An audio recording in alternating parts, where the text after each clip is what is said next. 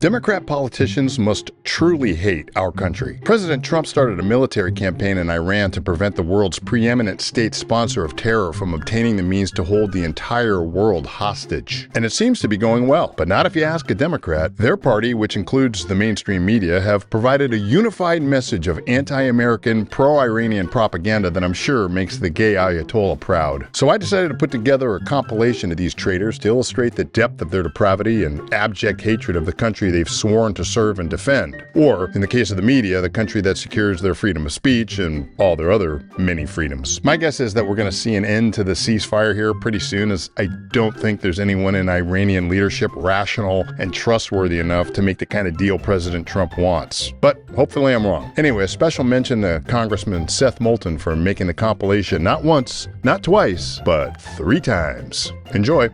This morning, Ayatollah Khamenei led a regime that brutalized its own people, launched attacks around the world for almost 40 years. So is the president right to take him out? No, you're right about the Ayatollah. He was a brutal dictator. This is a murderous regime. But at the same time, it posed no imminent threat of attack to the United States. They had not reconstituted their nuclear program, which the president just months ago said had been obliterated. They do not have ballistic missiles capable of hitting the United States. There was simply no basis to go in with this massive military campaign with the goal of regime change. Yeah, pencil neck, I'm sure you're right. We should have waited until Iran had a nuclear weapon or a long-range ballistic missile capable of reaching the United States. It's always better to wait until there is an imminent threat. Hey, isn't terrorism an imminent threat? We have unleashed factors in the region now that we cannot control. If the Iranian people do rise up, as the president has called upon them to do, maybe they're successful. Maybe they get slaughtered in reliance on the president's implicit promise that we will be there to help them.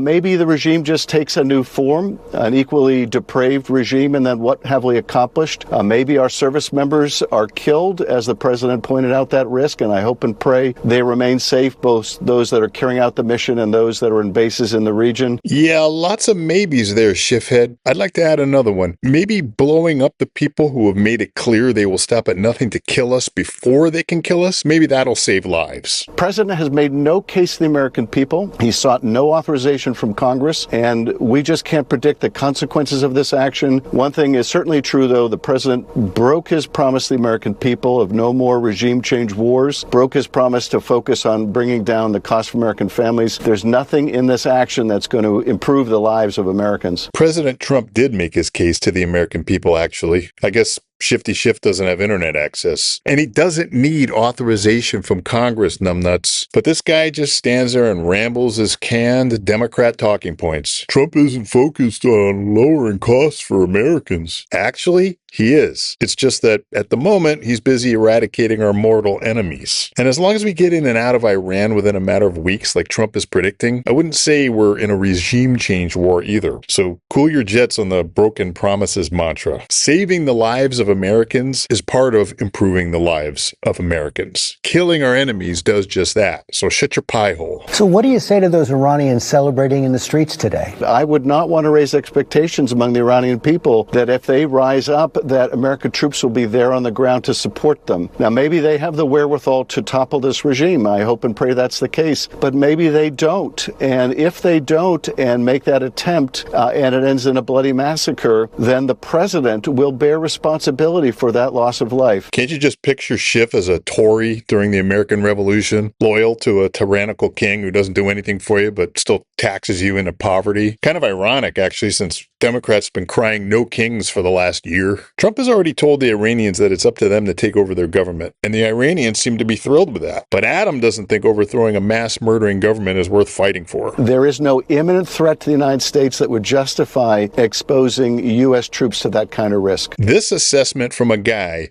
who was so untrustworthy that he got kicked off the House Intelligence Committee. This is the guy who was telling us who is and isn't an imminent threat. Slopodopoulos may as well have interviewed the janitor who cleans Schiff's office.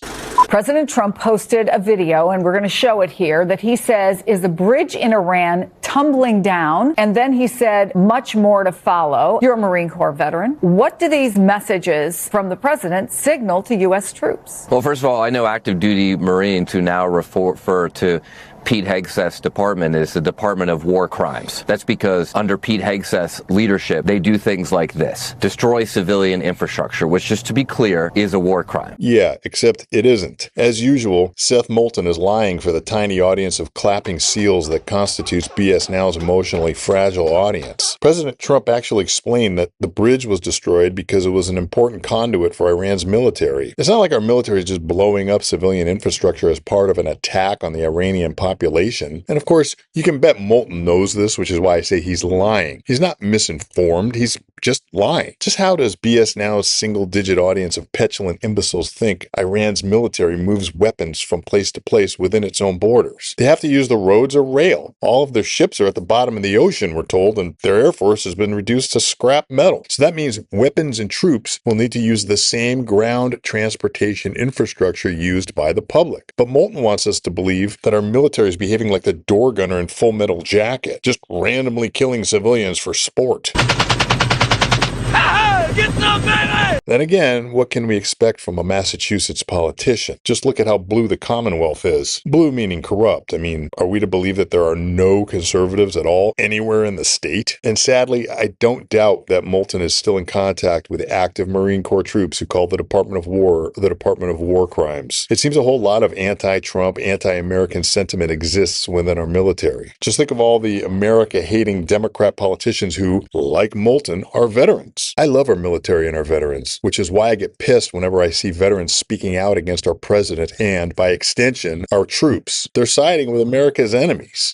Ranking member of the House Armed Services Committee, Congressman Adam Smith, is with us now. I think you'd agree that if the deal comes together as President Trump laid it out this morning, that would be an exceptionally good thing for America, correct? Yeah, no, it would. I mean, the problem is all available evidence seems to suggest that the president is making that up, that the Iranians are telling him no such thing. I mean, he's been saying this for weeks now, that they've completely agreed to a whole bunch of different things. And the evidence suggests that no one's talking directly to the president. I mean, there's been not a direct line. We talked to the Pakistanis, we talked to the Iranians. So when the president says that they've agreed to give up all of their nuclear material, and then the evening the Iranian government says we've agreed to no such thing, when they say, hey, the strait's open, a whole bunch of ships go towards the strait, and then the Iranians go, well, it's open, but you have to clear it with us first. When he comes out and says they've agreed to give up all of their weapons, they've agreed to not support terrorist groups, and they haven't. Here we go again with yet another Democrat, and they're all pretty much interchangeable, by the way, asserting that President Trump is lying about Iran and or living in some kind of a fantasy world. Trump sent the delegation to the Middle East to try to broker a deal via the Pakistanis to end the war. He sent his vice president. And what happened? Iran refused to give up their nuclear ambitions, so we walked away. Then they supposedly agreed to open the strait, and it appeared they were finally open to the idea of playing ball, but they reneged. Here's the thing. The Iranian leadership can't be trusted. They're liars. Everybody in the world knows that. But Trump derangement syndrome has swept through the entire Democrat Party. Perhaps as some kind of a silver lining to his stroke, Senator John Fetterman seems to be the only living member of his party who hasn't come down with full-blown TDS. Everyone else in the party has completely lost their minds. Unlike Biden, who would get lost in the restroom and sleep for several days at a time, Trump communicates often with the American people. He's on Truth Social every day, and he uses it to let the public know what he's thinking and what's going on. Biden, on the other hand, didn't know what was going on and rarely, if ever, did any thinking.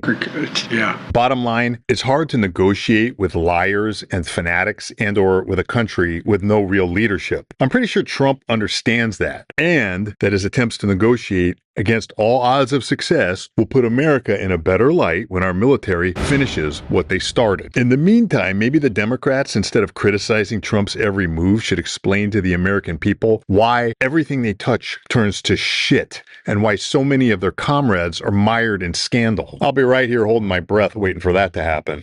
Iran has really gained the upper hand strategically in terms of its control of the Strait of Hormuz. To my mind, it has the advantage economically because it's got its hand on the throat of these oil supplies, and that shipping is not moving right now, as you can tell. You know, this war of choice is disastrous. It's illegal. It's unconstitutional. It needs to come to an end. Cue the Democrat talking points. It takes two sides to come to an agreement. And the Iranians, quite frankly, are not ready to conclude this war. I think they might want to exact an even greater cost on Americans. And my biggest fear is that the rhetoric that Donald Trump uses, the actions that he takes, could actually provoke them to take preemptive action, such as maybe a terrorist attack on American soil or using ballistic missiles. They have thousands of these ballistic missiles that they could use on American interests and bases in the Middle East and, of course, on Europe. Yeah, but I thought one of your main Democrat talking points was that there was no imminent threat from Iran. Oh, I get it. This is all Trump's fault. He started this war for no reason, and now Iran is screaming for vengeance. Of course, for that theory to hold water, we'd have to ignore the past 47 years of Iranian aggression towards America, Israel, Europe, many of its Muslim-majority neighbors, and even their own citizens. This guy's assessment is that Iran has the upper hand. Baghdad Bob strikes again, folks. I wonder what he thinks Trump is going to do if he doesn't get the deal he wants from the Iranians. At this point, Donald Trump staying off Truth Social may be the best course for the White House. Oh, I'm sorry. I missed that. I was reading a Truth Social post from President Trump. What were you saying? Again, this war is illegal and unconstitutional. The best way to achieve our ends here is through diplomacy, working with our friends, partners, and allies. I love how he rushes through the Democrat talking points just one more time before making the ridiculous assertion that diplomacy and reliance on our allies is the way to go. Has he not been paying attention? Our troops are just resting and reloading right now. The Iranians aren't going to give us a deal that President Trump will agree to. Maybe I'm wrong. What do I know? And as for our so-called allies, they've been largely useless, which is pretty ironic given how much they stand to gain from a dismembered Iran. But then if you notice, it's mostly the countries that are slowly committing suicide by way of open borders that are siding against the United States. Donald Trump's Iran war is causing gas prices to spike, and they're not going to stop unless this war comes to an end. Here in Illinois, we're seeing it rise dramatically. We're looking at potentially $5, $6 gas. Yeah, I think Illinois already had some of the highest gas prices in America thanks to outrageous taxation. So if I can't afford to gas up my car because of Democrats' tax and steal policies, that's okay. But if the prices spike temporarily because of a war, somehow that's a problem. Anybody else had enough of this guy? Rachel, so here's what I'd like to see at the White House Correspondents' Dinner, which I will be missing along with you. I'm sure President Trump will be so disappointed neither of you morons showed up. Can they all just reach an agreement that they're no longer going to report on mixed signals from the White House? Can they all just agree that there are no signals? It's like Donald Trump is like a car with a broken directional signal. It doesn't matter. How's that for dedication to your profession? We hate Trump so much, we're just not going to report on anything that he says, which is pretty much how BS Now operates. If they don't report on what Trump says, they can just make it up as they go along, right? The administration generally, but specifically what the president has to say about the war. It's like if you were reporting really intently on when your dog barked what words it sounded like. That's some real professionalism on display there, huh? Rachel Madcow just likened the pronouncements of the President of the United States to the barking of a dog. No wonder no one watches this trash. You know what I mean? Like, you can discern stuff. You can pull some words out of there. You can talk about what those words might mean, but there's no reason to believe that they have any connection to what's true in the world. Kind of like when you refer to a so-called trans man as he, when you're really talking about a chick. You mean like that? But then look who I'm asking, a woman who looks like a man. It's simply just like sound monitoring at this point. Yeah, Mad Cow. Trump just makes sounds. Nobody knows what he's talking about. Except everyone knows exactly what he's talking about, including you two idiots. You're just gaslighting. And I mean, when he said that he and Iran had a deal about their nuclear material, and Iran was like, we did what now? Oh, yeah. Trump's delusional. That's what it is. It can't be that Iran's leaders are a bunch of friggin' liars. BS Now, as usual, siding with America's enemies. I mean, that's like... Shut up. We're going to have peace talks in Pakistan, and Iran was like, with who? They had the talks. Didn't go well for Iran. Dummy. I mean, the The fact that we need to go to the mullahs in Iran to find out whether or not the president is just huffing or whether or not some of these words are supposed to have something to do with something that's happened in the real world. I mean, it's dangerous enough in the normal course of government, but when it comes to a live war, it's just ridiculous. Ridiculous is definitely the word to sum up this show and everything that comes out of Mad Cow's mouth. But you heard it straight from her own filthy sewer. When she wants to know what's going on in Iran, she talks to the mullahs. That's who's providing the talking points on the Iran war to MS Now, and no doubt all of our mainstream media.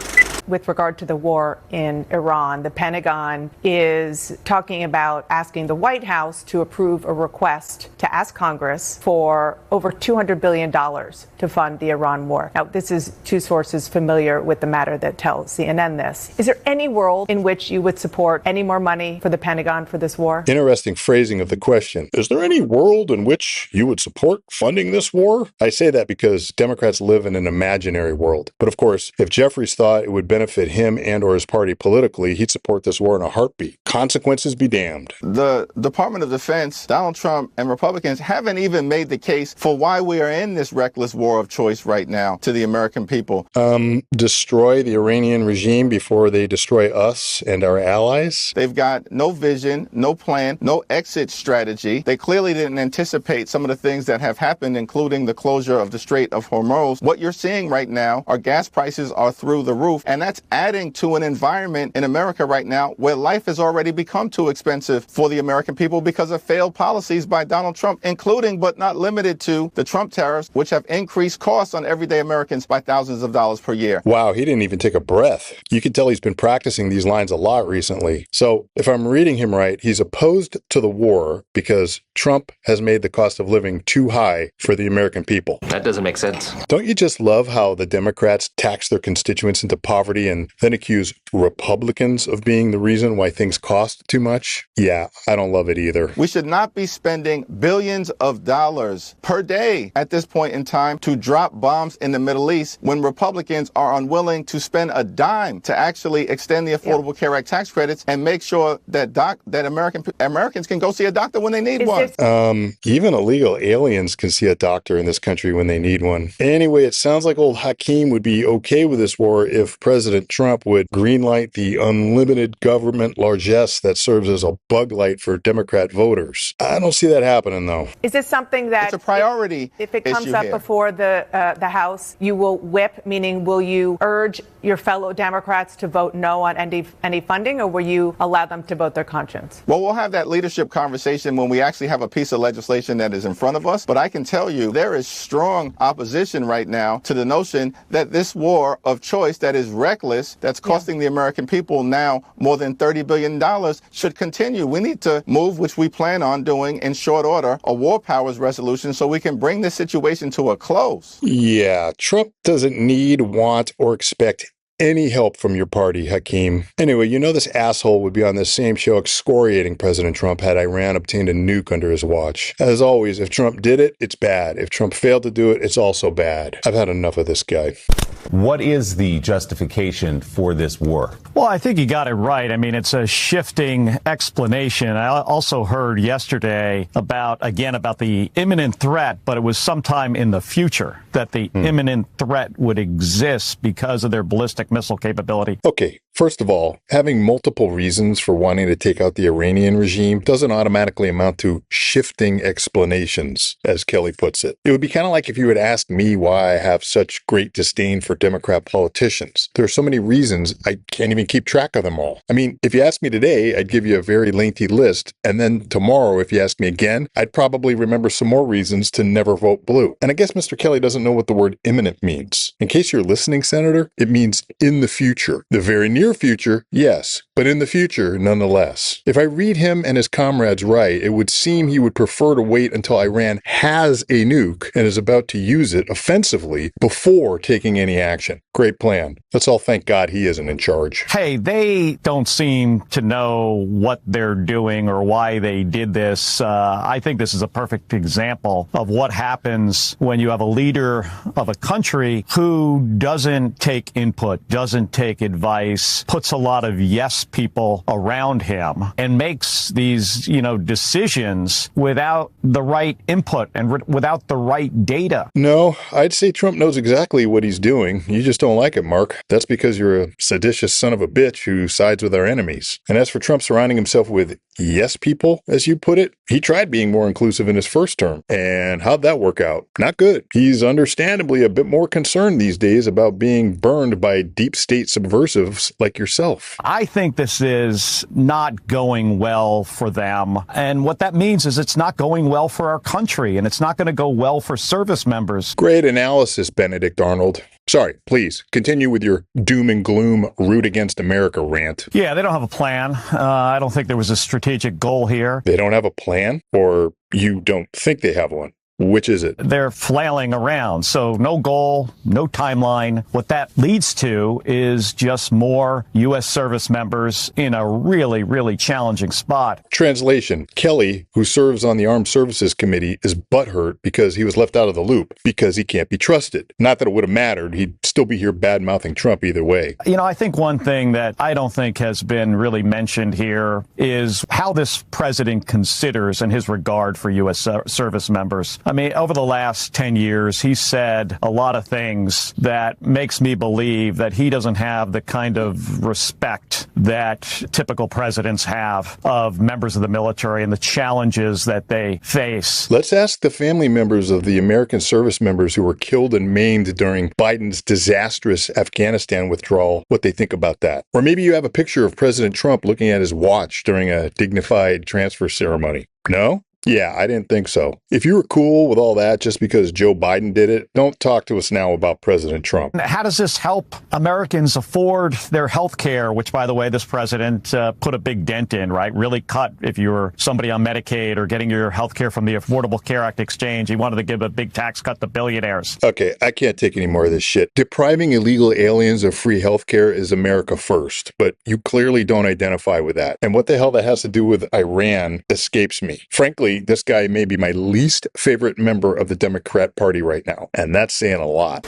Iran is 2 to 3 times more powerful today than they were when this war started. Everyone now has to come to Tehran. 2 to 3 times? Well, I mean, everyone has to come to Tehran today to beg for their ships to be let out of the Gulf. Not small nations, big nations, right? The Chinese, the Indians, the Qataris have to show up to Iran to plead their case as to why their ships should be led through. And that's probably going to be how things work for the foreseeable future. And so Iran was really a regional power. Why I say they are 2 or 3 times more powerful today is that by putting them in a position where they could close the strait, we have now made them a global power. Now every country has to come to Iran and cut a deal in order to let their ships go through. That's a kind of power that Iran didn't have or couldn't have imagined until we put them in this position. BS Now must have the dumbest of all TV audiences, which is really saying something. The revolting Senator Chris Murphy from the problematic state of Connecticut just told both members of the Pillsbury Doughboys audience with a straight face that because of America's Iranian campaign, Iran is now much stronger than it was. 2 to 3 times stronger. And they're stronger because we bombed the shit out of them. Their Navy is destroyed. Their Air Force is destroyed. And because of all that, world leaders are going to Tehran to beg for oil. And that's because Iran closed the Strait of Hormuz, which they did with their military after we decimated their military. And they didn't do this before we decimated their military when it would have been easier because they didn't want to be a global power. The global power that they are now thanks to the United States. I'm so damn confused. Notice the host seemed shocked when Murphy made the claim, but then he checked himself because he's a propagandist, not a news anchor. You really can't hate the mainstream media enough. But as we talk about this conflict that's underway in Iran, and I realize that you have some issues that you've already pointed out, do you worry as well about an increased threat when it comes to domestic terrorism? It is deeply concerning because there was not a day after plan, because there was not the kind of preparation necessary. You have Iran that is now attacking our allies. We have a concerning act of potentially domestic terrorism that occurred in Austin, Texas. That is why Congress is supposed to be concerned consulted and has the sole authority in the Constitution to declare war here. Did she just say that she's worried about domestic terrorism as a result of Trump going after the Iranian regime? I think she did. As a Democrat, she was complicit in Joe Biden's open borders scheme, which led in uncountable hordes of terrorist scumbags who have by now, no doubt, set up vast networks of sleeper cells waiting to commit unspeakable acts of violence against the American people. Democrats are also quite obviously in favor of a strong Iran. Interesting, given their understanding of the fact that Iran represents the zenith of state-sponsored terrorism. And as far as Iran attacking our allies, so what else is new? Where the hell has Debbie Dimwit been for the last 4.5 decades of Persian pandemonium? The president needs to make sure that he articulates what the actual plan is. No, he doesn't. And why would he? If he tells Congress in advance, what do you think Democrats would do with that information? They'd leak it. And as a senior appropriator, Joe, I'll tell you that I'm really concerned that the depletion of our munitions, I've talked to the defense industry as well, and they are very concerned. I will support a supplemental because we have our military over there, and we need to make sure that we're protecting our national security interests and ensuring that they have the resources that they need. But the president needs to settle with the American people. Well, to her credit, at least she's for ensuring our troops who are now committed to this campaign have the resources that they need. Of course, it's likely she's only taking this position because she believes it would be political suicide to do otherwise. But as for the president leveling with the American people, he's already explained his actions quite clearly as far as I'm concerned. What's he supposed to do? Post military operational plans online? I want to start on the Veterans Affairs Committee that you served on. And I know you've been incredibly active in veterans issues throughout the duration of your career. And one of the things that I think anyone who's worked with veterans and around veterans knows is the gravity, the solemnity, the stakes of war, of what it means to send people to war, what it means to be shooting at people and possibly causing their death, and what that can mean to the people that do it. And I just wonder your reaction to see the glibness, the weird casualness, the strangeness of the way this president seems to undertake this entire enterprise. Well, that's a hell of a setup, Chris. Just what we've come to expect from BS Now. Start your so-called interview with a claim that Trump is a megalomaniacal warmonger with no regard for the lives of his troops. What say you, Comrade Sanders? We are living, as I think most people know, with a president who is a pathological liar. There were 3 resolutions introduced today to try to force votes that would restrain the war, both in terms of the U.S. war in Iran,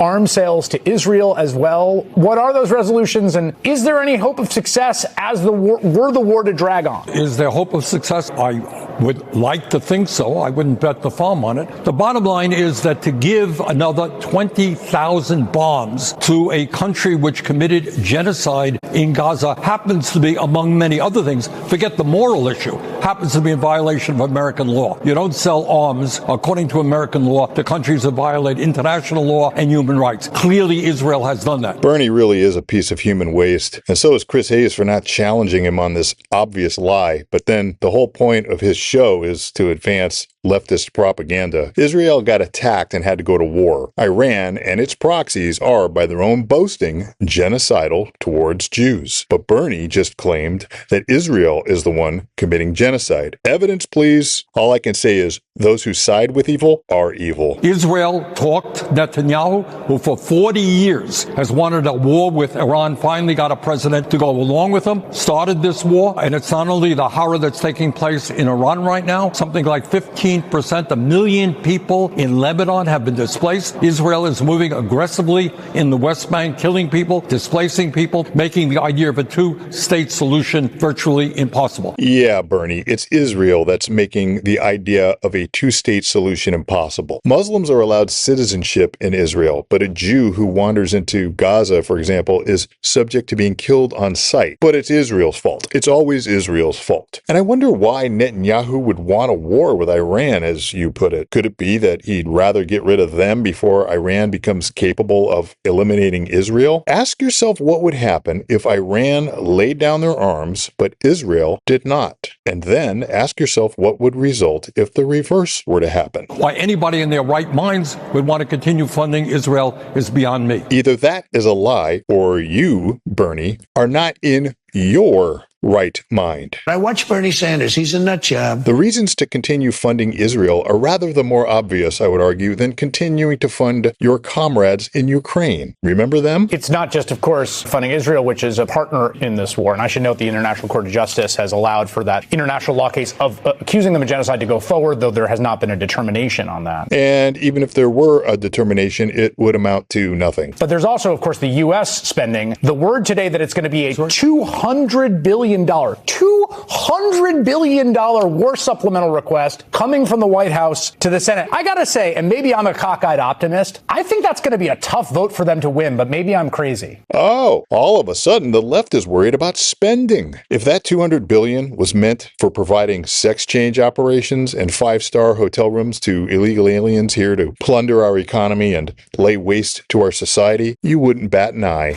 I mean, just continued chaos at the top of the Pentagon. And this is a story that is continued from the very first days that Hegseth took the job as the most incompetent Secretary of Defense in American history. You mean more incompetent than this guy? You remember this guy, Lloyd Austin, the guy who went AWOL when he checked himself into a hospital and didn't tell anybody? The guy who presided over a military in which men in dresses and other overtly politically partisan command staff poisoned our troops, metaphorically with mandatory woke indoctrination sessions, and literally with Fauci's clot shot, except for the troops who refused it. They got dishonorably discharged for refusing to be one of Dr. Mengele's test subjects. But at least Austin had impressive command presence. I mean, walking around outdoors with a cloth mask pulled up to your eyeballs and a plastic face shield covering your entire face. I mean, come on, who would you rather take orders from, this guy or Hegseth? What I hear from the brass when they come to visit Capitol Hill is that they don't have the freedom to make decisions. They don't have the freedom to express their opinions. They don't have the freedom to just say what they really believe because every one of them is worried about getting fired for saying the wrong word. And if you believe that, Moulton has a lightly singed but otherwise structurally sound bridge to sell you in downtown Tehran. President Trump is not only losing this war that he started, he's losing the peace as well. Okay, first, Democrats started this war by handling Iran with kid gloves for many, many years, ultimately bringing about the perilous circumstances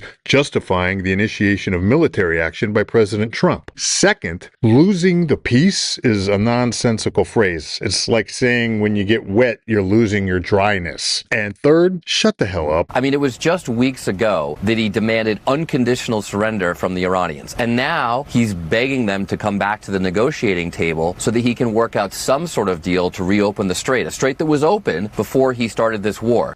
Can we see the evidence to support Moulton's claim that President Trump is begging the Iranians for a deal? I didn't think so. Trump would like to see the strait open because its closure adversely affects many of our allies. And he wants a deal because he's not the warmonger Democrats make him out to be. If he were, we probably would have seen evidence of it in his first term. And why does it matter? Because oil prices are going to continue to go up. Americans are going to continue to pay more at the pump as long as the strait is closed. That's actually bullshit. We don't need Iran's oil. Also, where was Moulton's concern for high gas prices and record inflation when crooked Joe Biden was president? So the Iranians, to be honest, have all the time in the world. They are in control right now. They control the strait, not the Americans. Yeah, okay, Baghdad Bob. Iran has the upper hand. I guess that's today's DNC talking points, which were approved in advance by the IRGC. Adriana, I don't think we've begun to see the economic effects of this closure. There is billions of dollars of damage to Gulf oil infrastructure that not only produces oil for export, but liquefied gas, some of which comes to America, and as you said, fertilizer that's important for the rest of the world. And what about the economic damage to Iran? I mean, it's their oil we're talking about. It seems like Moulton is really concerned with the damage being done to Iran's economy. I mean, as for the collateral economic damage being done to the rest of the world, Moulton's mostly talking about countries who refused to lift a finger to help us out with our military objectives. Yes, we have them to ensure Iran can't blow up the world. So cry me a river. And we do not even have a timeline for the president as to when he's going to bring this war to a close, because he does not have a plan. He never had a plan to fight the war. He clearly didn't anticipate that they would close the strait, and he clearly has no plan to secure the peace. Trump isn't going to share his plans with you. You've quite clearly sided with Iran, just like the rest of the Democrat Party. Iran already has more leverage than when they began this war. Oh, yeah. Now that their navy is at the bottom of the ocean and most of the rest of their military has been obliterated, they're in a much better position. And And Trump is the one that can't take the pain of higher gas prices at home. Trump is the one who, after saying that the strait doesn't matter, is now doing everything in his power to threaten and bluster to get it back open. Moulton is lying. Trump didn't say the strait didn't matter. He said only about 2% of the ships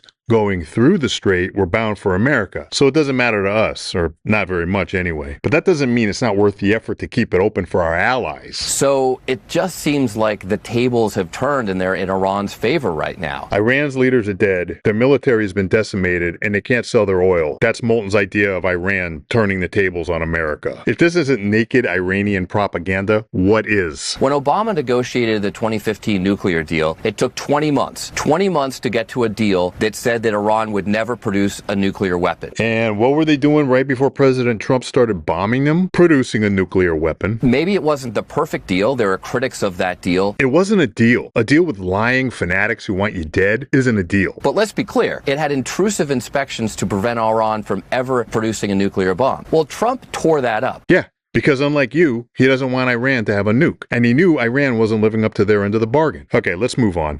Look, I bet you if you went into a VFW or a Legion post in my part of the world in Western Pennsylvania, you'd hear some pretty similar conversations. My fellow veterans from, my generation, the Iraq or Afghanistan veterans post 9/11, grappling with the same questions. I think so many of us see something similar about the decision, the foolish decision to go to Iraq and what that meant for American lives, the trillions spent, and seeing this president bumble into a war that he didn't have to fight, looking for justifications, looking for reasons. Well, that's a hell of a conclusion. Maybe we should wait for the rubble to stop smoldering before we pass judgment on whether this was a war that needed to be fought, or comparing it to a previous quagmire with a 13-figure price tag and thousands of casualties. You'll notice throughout this exchange that at no time does Chris Delusional even for a moment entertain the possibility that Trump had a valid reason to start this war. The calculation is always the same with Democrats. Trump did it, so it's bad. The one thing that I think you will see consistent when you have veterans all over the political map talking about this war, they know that it is the brothers and sisters in arms today who will bear the cost of it. 7 already dead, sadly, of our troops coming back home in flag-draped caskets. So that cost is substantial. It is real, and veterans, no matter their politics, understand that point very, very deeply. Yes, that's true as far as it goes, but Congressman Delusional is being subtle, and in his subtlety is deceit. He's trying to build on his previous assertion that this war was unnecessary, with the added indictment of President Trump as a man who has given little to no thought to the cost in American lives necessary to fight a war. And as we'll see later, these professional liars attempt to advance this point further. But Trump kept us out of war completely during his first term, which strongly suggests armed conflict isn't something he takes lightly. More than that, what would be the cost in lives if we didn't take this action now? Had Hitler been stopped early on, how much bloodshed would have been avoided? I've talked a little bit about this, but it seems like there is, to me, a very flippant way that President Trump is talking about the use of military force and sending our men and women overseas. He's called it a war. Sometimes he calls it an operation. He's been calling it an excursion lately, which I find to be deeply flippant. Oh. Carrot Top finds those terms flippant. You know what Americans find flippant, Jen? Your use of the term undocumented migrants to describe the illegal aliens who have murdered, raped, and terrorized our populace. Or your use of the word Islamophobic to describe those who object to being killed for not being a member of a particular so-called religion. Your team opened the door to these animals and then insisted citizens who complained about being victimized and threatened by people who shouldn't have been here in the first place were bigots for doing so. Hell, you called us bigots for even using the technically accurate term illegal alien. An undocumented person. And I shouldn't have used illegal. It's undocumented. So forgive me if I don't care about the opinion of a person who scolded our country for using accurate terminology to describe violent criminals. Look, they built the country. When you talk to these veterans and their families in Western Pennsylvania or other veterans in other parts of the country, and not even in a political way, what strikes them about the way that Trump and the administration are talking about this? And really one of the most difficult decisions any commander-in-chief should be making? Look, I think he shows time and time again that he doesn't understand the gravity of that decision. The fact that this is a man who avoided his own time to serve in Vietnam is something that hits pretty deep for a lot of veterans, especially the Vietnam generation, the folks who couldn't buy their way out of serving or find a doctor to give them a note to get out of serving, right? There's a real class element to that. And Donald Trump certainly was a guy who had the connections to get out of serving. And so to hear over his time, not just as president now, but before, where he has disparaged the service of others and now has his press secretary and secretary of defense saying the media is making the president look bad for talking about the fallen American troops, man, it is a dereliction of the responsibility that comes from never wasting American lives in war when you don't have to. Wow. This is such a crock of shit.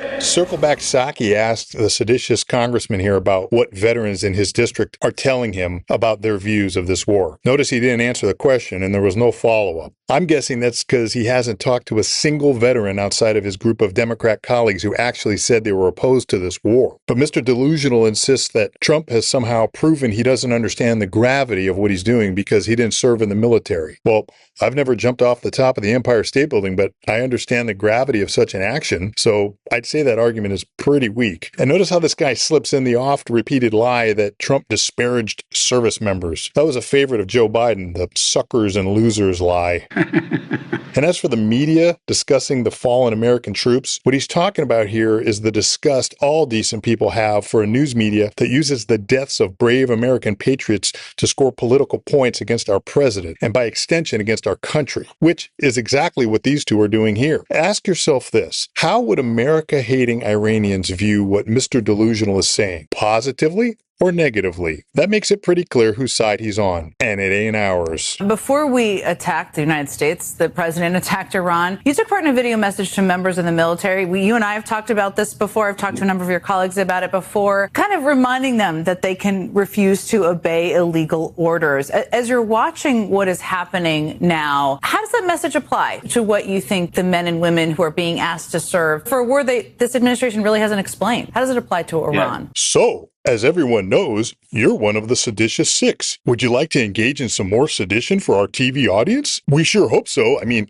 after all, that's why we had you on. This is so dirty. Look, I think at the core of that message is one about the Constitution. That is the thing that is the oath we take. It's to the Constitution. It is at the core of military service, at the core of our government. And I see this president foolishly and recklessly putting us into a war, but also without coming to Congress. Notice these people never cite where in the Constitution it says the president needs to go to Congress before he uses the military to take out America's enemies. I wonder why. It is the American people who decide whether we send our troops to fight. Most Americans don't want this war. They don't support it. And that is exceedingly rare to see the start of a war already with the American people opposed. That's not typically what happens. We don't send our troops in without the country backing the fight. And the American people don't want this war. And I think they're right to push back on the justifications that are constantly changing from the Trump administration for why they did this in the first place. What is he talking about? He just said the president has to go to Congress before he uses the military. He doesn't. And now he's saying he needs the permission of the American people. Wasn't that implied when he got elected? Start nodding your head yes. And yeah, in a country where tens of millions of people voted for a senile, venal degenerate and a low IQ slut for president and vice president as recently as 2020, it isn't hard to find people who have no idea what's going on in the world and would, therefore, be likely to voice their completely uninformed disapproval of something that will almost certainly redound to their benefit. But that's meaningless. Let's not forget, we just elected a communist jihadist to run our largest city. That means asking the public for their opinion on the relative merits of going to war with Iran would be like asking a blind man if he likes the color of your shirt. I'll leave you with this. If there's anyone out there who can, please tell me how the lamestream media is not the enemy of the people. Senator, you saw these negotiations break down. J.D. Vance said they presented the final offer and then he went home. What is your reaction? Well, Martha, we need to extend the ceasefire. We shouldn't be in this war to begin with. Maybe we wouldn't be if every Democrat administration of the last 50 years hadn't gone out of their way to make Iran stronger. What people need to realize is we had a diplomatic control over Iran not seeking a nuclear weapon that Donald Trump decided to tear up. Okay, that's really dumb. dumb. We had no control over Iran, all right? They were working on nukes and they had long-range ballistic missiles we didn't know about. You can't have diplomatic control, as Kane puts it, over a liar. And we had an open Strait of Hormuz and reasonable gas prices up until February 27th when Donald Trump launched this war without the support of allies, the American public, or Congress. We don't use the strait. Also, I thought you Democrats liked high gas prices because they discourage greenhouse gas emissions and they encourage the purchase of electric cars. Anyway, when Biden kept gas prices high during his administration, I don't remember Democrats complaining about it. And as for support for the war, Trump can't trust Congress, so there's that. As for the American people, we gave him our support. It came in the form of his re-election in 2024. Remember that? No! And he does have the support of America's allies because the countries who don't support his actions were not really our allies after all. And so the ceasefire, while it is not perfectly holding, we need to find a way to extend it past April 21st. Why? Both parties, when they left the negotiation in Pakistan, said the door wasn't closed to additional negotiation. And so even an imperfect ceasefire is better than resuming full war. I'm going to force a vote on another war powers resolution in Congress this week in the Senate because returning to full war will just compound the suffering of American troops and the American citizenry who are suffering under a very, very devastated economy because of what Donald Trump has done. Is this guy really as stupid as he comes across, or is he just counting on the stupidity of the audience? I can't decide. If we haven't achieved the main objective of ensuring Iran can't get a nuke, then we need to continue the war, which I believe is what will happen. As for the economy being devastated, as he puts it, for people to believe that, it would require them to be oblivious to the whole world around them. I'm just a middle-class guy, and I haven't had to change my lifestyle one bit, so what the hell is he talking about? You heard J.D. Vance, however, say it was a final offer. Whether he's open to talking to them again is something different than saying this is the final offer. We're welcome for you to come back and accept it or not. The Iranians have stood firm. The Iranians are idiots. They walked away from here as well, saying they would like to get closer to the American side. This seems like an absolute red line for President Trump. Presumably she's talking about Iran's nuclear ambitions, which are a red line. How many times does Trump have to say it? They don't get it. I'm not sure what President Trump's red lines are because they seem to change all the time. Okay, that's an obvious lie. His rationale for the war has changed all the time. The threat to bomb the entire civilization, and 90 minutes before that, okay, we're not going to bomb the entire civilization. That's your example of Trump's red lines changing? You're going to have to do better than that. And I don't know exactly what the offer was that J.D. Vance put on the table. He had a brief press conference and he said, we need to make sure that Iran doesn't get a nuclear weapon. But Martha, as you know, Iran entered into an agreement with the United States and other nations, both allies of the U.S. and China and Russia in 2016, reaffirming that they would never purchase, seek, or acquire a nuclear weapon. Yeah. And Eric Swalwell promised to be faithful to his wife. People lie all the time, Tim. Donald Trump tore that up. He tore up the restrictions on uranium production. He tore up the restrictions on centrifuge production. He tore up the deal that allowed intrusive inspections in Iran. So J.D. Vance says now that, well, Iran won't agree to what they agreed to 10 years ago. I'm sure Iran wonders if we agree to it, will the United States tear it up again and bomb our civilian infrastructure and kill school children and engage in an assassination campaign against our leadership? So it's pretty clear that Kane thinks America is the bad guy. Trump tore up the Iran nuclear deal because it wasn't worth the paper it was written on. Iran wasn't abiding by it. They never did, and they were never going to. J.D. Vance walked away from the negotiations because, as was reported, Iran refuses, even now, to give up its nuclear ambitions. I guess Kane thinks we can trust a country whose official policy is death to America. We can trust them to give up their effort to obtain the weapons needed to carry out their stated policy? Sure. Kane wants ABC This Week's mostly American audience to believe that Iran has reason to fear Trump is going to order the killing of Iranian school children and the destruction of Iran's civilian infrastructure. Kane's a sick son of a bitch. Like,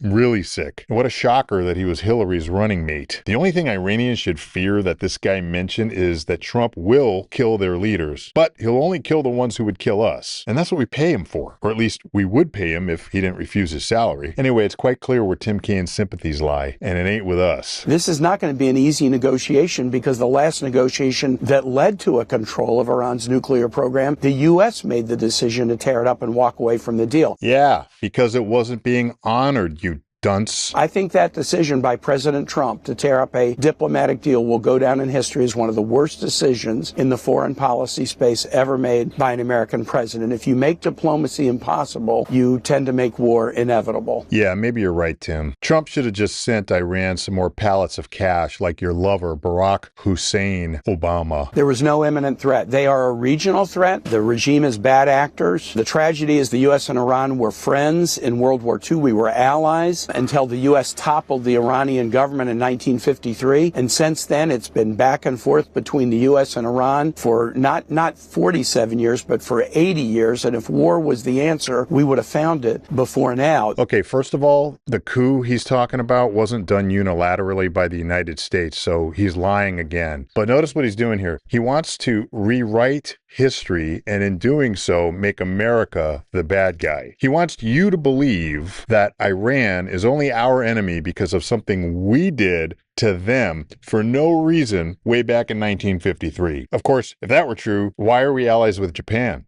I seem to recall we were at war with them after they bombed Pearl Harbor in 1941. Anyway, he parrots the Democrat talking point that Iran was not an imminent threat while admitting they are a regional threat to our allies in the Middle East and elsewhere, and their policy is death to America and death to Israel, one of our allies. And they had a nuclear program and long-range ballistic missiles they denied having, but no imminent threat to the homeland. Number one state sponsor of terrorism? Nope, no imminent threat. Nothing to see here. And war is not the answer, he says. Is this guy taking his cues from bumper stickers? I'm on both the Armed Services and Foreign Relations committees. That's a national embarrassment. I'm in the classified facility at the Capitol all the time, and there was zero evidence of an imminent threat to the homeland from Iran. A, I don't believe you because I just called out a litany of lies you just told. And B, no one with sensitive intel would be dumb enough to share it with you. You're a Democrat, a communist. You can't be trusted. There was suggestion that if Israel attacked Iran, Iran might then turn its attention to U.S. forces in the region, our 40,000 permanent forces that we have. We should have talked Israel out of attacking so as to minimize risk to our own forces. Instead, we accepted the notion that Israel would attack, but there was no imminent threat. So you're saying we should have told Israel not to attack Iran because it might provoke Iran to attack our forces in the region? That makes no sense. We attacked Iran with Israel's help.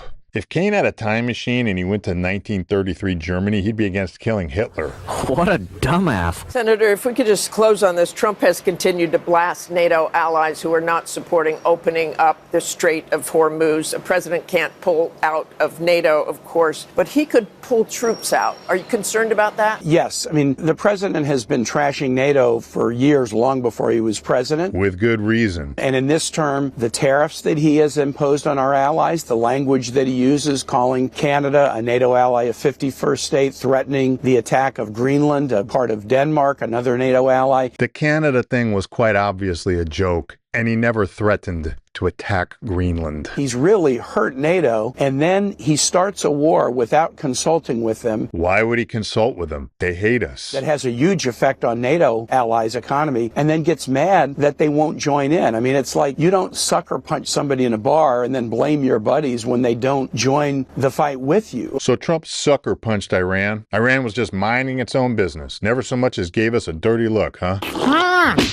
If the president wanted the support of allies, he should have valued allies and respected them rather than putting tariffs on their economies and trash talking them. But it's okay for them to tariff us. Funny how Kane thinks the president isn't playing as nicely as he should be with our supposed allies in NATO, but at the same time he criticizes Trump for going after Iran after characterizing Iran as a regional threat. We've got allies in the region, Tim, but of course the only one on his mind is Israel. And Tim's a Democrat, so he hates Israel.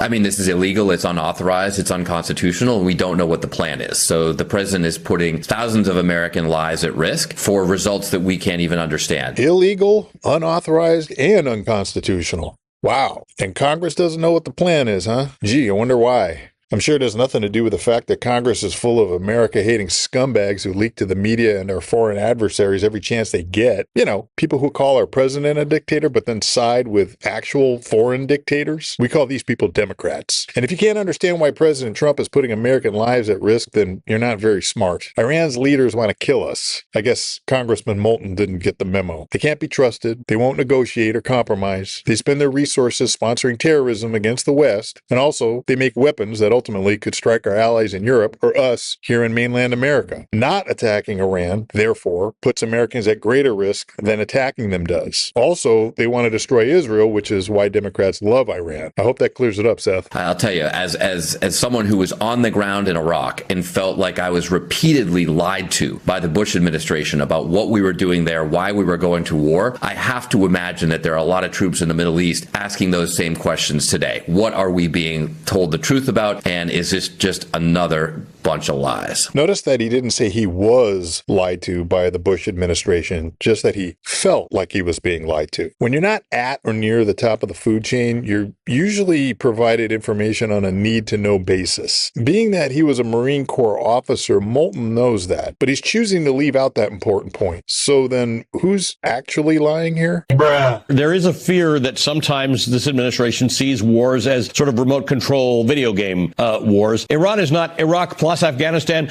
plus Venezuela. This is a massive 93 million person country that is heavily industrialized and fortified. That's right. I mean, I remember being in Iraq thinking, wow, this is bad, but thank God the administration is learning their lesson and we're not going to go to Iran. People said that 20 years ago because Iraq was such a mistake. These people are scum. Only a complete TDS asshole thinks Trump sees what he's doing in Iran as a friggin' video game. The fact that he didn't start any wars in his first term shows his reluctance to put American troops in harm's way. We thought Iraq was going to be easy, over in a matter of weeks. Obviously, that was very far from true. But the fundamental problems were, number one, the entire war was based on a lie about nuclear weapons. And number two, there was no plan for the day after. So President Bush didn't have bad intel. He just lied. Can you prove that? No, of course not. And what's your point anyway? Iraq was a bad war, so Iran will be too? Are you just a fan of Islamist terrorists? Could that be it? We obviously know that Trump completely lied about obliterating Iran's nuclear weapons program, because here we are attacking it just months later. And on the second point, there's clearly no plan for the day after. Did Trump say we are again attacking Iran's nuclear facilities? No. He did not. Iran makes all kinds of weapons,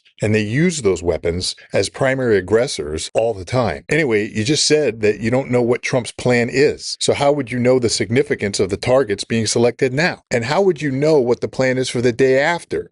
You already admitted you don't know what the plan is. And the reason you don't know is because you can't be trusted. I mean, he's just got a bunch of people he's saying to, well, hope you go out in the streets and protest and overthrow your regime when the bombs are done. Bombs and bluster is not a strategy. This guy truly believes he's speaking to an audience of morons. And given that it's BS Now that he's on, he's basically right. But to anyone with common sense, it appears pretty obvious that Trump's telling the world that we have no plans on getting entangled in a regime change quagmire. We're not at war with Iranians. We're at war with the scumbags who run Iran. There are a lot of Americans who can get behind the idea that the Iranian regime is torturous and abusive and murderous and dictatorial, all the things. But Donald Trump did say to them many weeks ago, go out there, we've got your back. He said in the State of the Union that he would support the protesters. And then today he said, go and take control of your government. This is the best chance you're ever going to get. It's not clear what they're supposed to rise up and do exactly. Yeah, you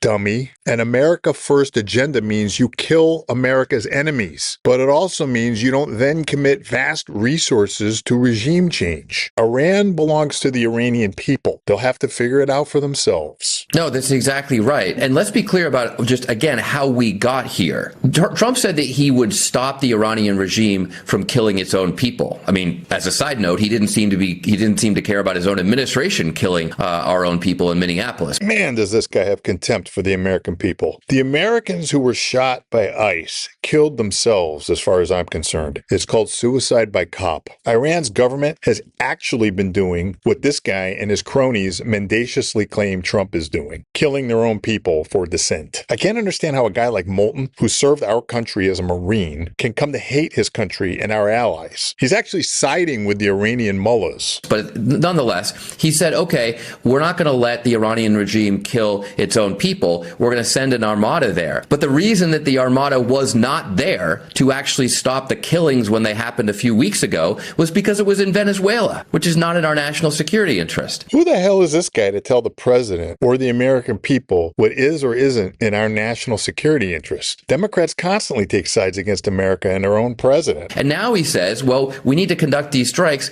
because we are not able to get a nuclear deal. I want a nuclear deal to prevent Iran from having a nuclear weapon. Well, he had that. He had that. A deal that unequivocally said Iran can never develop a nuclear weapon. And he tore it up in his first term. Yeah, because a deal with a liar is no deal at all. Moulton takes the position that Iran's nuclear capabilities haven't yet been obliterated, hence the current military action, according to him. But then turns around and touts the Iran nuclear deal as being something we can trust Iran to abide. He's incoherent. And not only did he tear up that diplomatic deal, the same thing he says he wants today, but as a result of that, we lost our eyes on the Iranian nuclear program. We used to have inspectors, cameras, keeping an eye on exactly what they were doing. So if they ever violated the agreement that Obama put in place, we would know that we had to do something. They did violate it, you dunce. That's what Operation Midnight Hammer was for. The Iranian regime only understands one thing: strength. They don't speak diplomacy. That's why Democrats' limp-wristed approach to foreign policy always makes the world more dangerous. All of that is gone today. So the president has gotten us into a far worse situation than we've had from the beginning. And yes, we can agree that the Iranian regime is terrible. Okay, Trump, then stop making all these mistakes